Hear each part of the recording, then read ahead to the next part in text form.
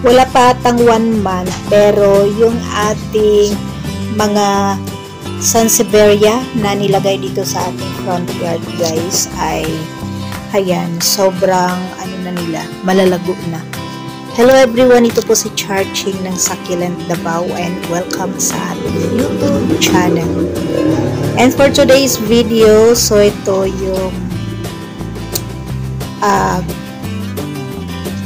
schedule ko ngayon na pag-ayos dito sa ating front yard, lalong-lalo na dito sa ating mga Sansevieria. So, heto sila yung Sansevieria natin guys, ay matagal na po sila dito sa ating munting garden. So, naging bonsai na po yung iba nating Sansevieria dito. And then, yung iba dito guys ay before pandemic pa natin inalagaan dito sa ating munting garden, and then naging ganyan na po kadami yung ating mga Sansevieria.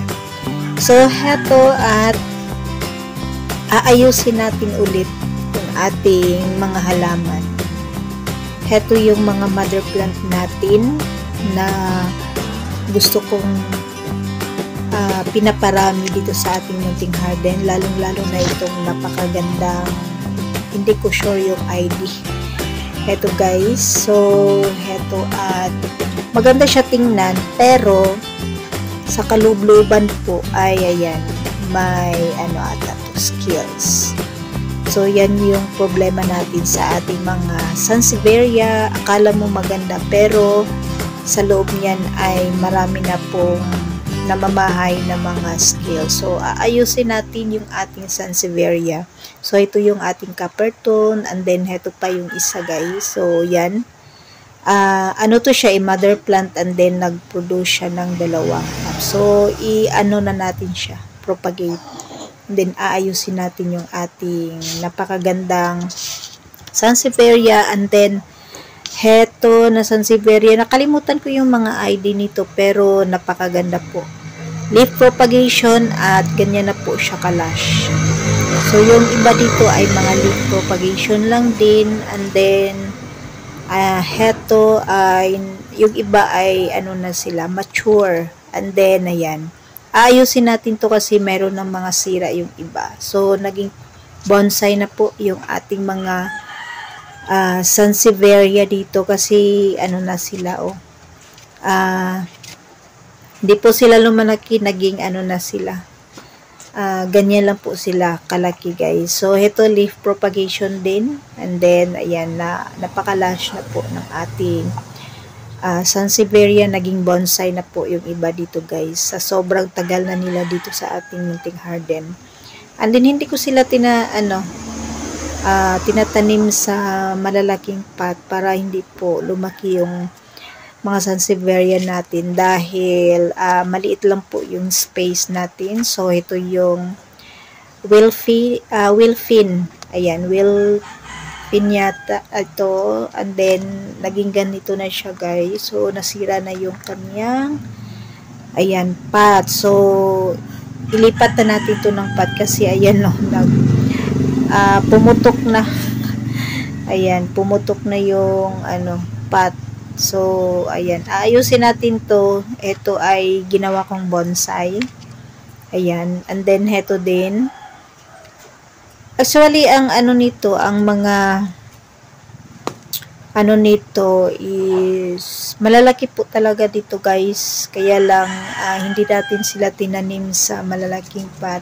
And then heto ay ayan, reserve na po yan. So meron na pong nagmamay-ari yan. So nabili na po yan sa atin. So yan guys, napakaganda niya, napakagandang Sansevieria. So yan, kukunin na po yan ng may-ari.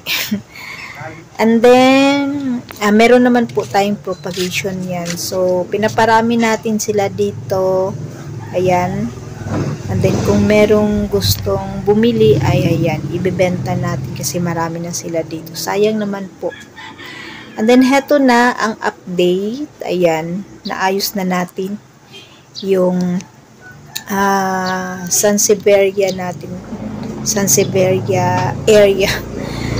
Heto na sila guys, after ng ilang oras, siguro mga ano lang, less than 1 hour, na pag-aayos dito sa ating front yard. Sa second flat pala ito guys, second flat vertical, sa baba ng ating vertical wall. So yan, at medyo malinis na, nalinisan ko na yung ating mga sansevieria, and then propagate na din tayo ng ating mga sansevieria para dumami naman po yung ibang variety, kasi medyo maselan yung isang variety natin na sansevieria, and then yung iba naman po ay madali lang sila i-propagate. So ganyan na yung itsura ng ating second flat. Ayan, malinis na siya, and then heto na yung na propagate natin.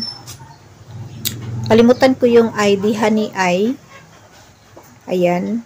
And then yung ating leaf propagation na copper tone. Ayan, nakapag-propagate po tayo ng Honey Eye ata siya guys. Hindi ko sure yung ID yan. Medyo dumami na sila. And then yung dalawang mother plant natin. And then yung iba dito ay ma-woody na. Sa katandaan, naging woody na. And then yung ating pinakauna, yung ating bacularis. Ayan, malinis na tingnan dito na area guys, kasi ayan, nag-ayos tayo, and then nagtanggal ako ng konting dahon. So heto na yung ating bacularis. Ayan, maliit na bacularis. Ayan, di siya lumaki kasi nasa lang siya, maliit na pot. Yan, ito yung mother plant. So, heto yung mga babies ng ating bacularis. Yung malalaki nating bacularis guys, kasama niya to. So, heto hindi siya lumaki. And then yung ating copper tone, may, yung copper tone natin na mother plant ay malalaki na din. So, ito yung leaf propagation natin. Ayan, nakapag-propagate tayo ng Honey Eye. Ayan, heto sila guys. Yung kinuha ko dun sa mother plant, dalawa yan, and then meron tayong leaf propagation, nakakuha tayo ng mga dahon. Ayan, tinanim din natin. And then heto yung isa na nakalimutan ko yung ID nito, nalaman ko yung ID nito pero nakalimutan ko siya. Sobrang ganda nito, pag nilagay nyo sa table, pwede siya sa table. So ito na yung ating mother plant. Ayan, tinanggalan ko na siya ng dahon. So sirang-sira yung mga dahon niya sa baba. So ito yung isang natanggalan natin ng dalawang pops. Ayan, yan yung dalawang baby ng mother plant. Ayan, meron na tayong tatlong pot ng Honey Eye. Honey Eye yung na ko nito eh. So heto din, ayan, mawodi na, matanda na to guys. Ayan, mataas na yung kanyang puno. And then ito nilinisan ko din, tinanggalan ko ng mga medyo pangit na dahon. So yan, ordinary lang po ito na sansevieria. So ginawa natin siyang bonsai. So maliliit na yung dahon niya. Sobrang lalaki nito guys. Yung talaga original na sansevieria. Ayan. Ito, tinanggalan ko din ng dahon. Ayan, mawodi na din siya. And then, yan. Marami kasing nito eh. Yung nakasiksik sa mga dahon niya. So, nilinisan na din natin para maganda tingnan yung ating bonsai.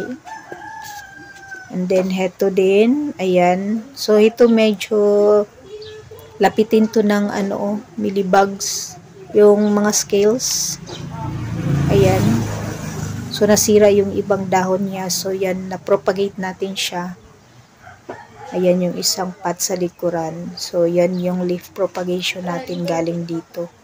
Ayan, nilinisan ko na sa baba. Kasi ang daming niya, yung, anong tawag doon? White scales ba or millibugs. And then, ito din, hindi ko na to tinanggalan. Ayan. Mga to eh. Leaf propagation. So, ayan na siya. Hinayaan ko na lang. Then, ito matataas na yung niya, dahon. Then, ito yung bago nating leaf propagation ng Sansevieria. Ayan. And then, dito ko siya kinuha, guys. So, ayan. So, mabuti na din yung ano natin. Bonsai. Ayan. So, yung ating heto yung ating Wilfin ay ayan, nilipat ko na siya sa medyo malaking pattern. Heto, tanggalin natin kasi medyo nakaharang pa rin. Ayan. So, ganyan lang yung ginagawa ko, guys. Pag medyo patataas na yung dahon, ayan, tinatanggal ko siya and then, yan, tusok lang. So, madali lang siyang i-propagate.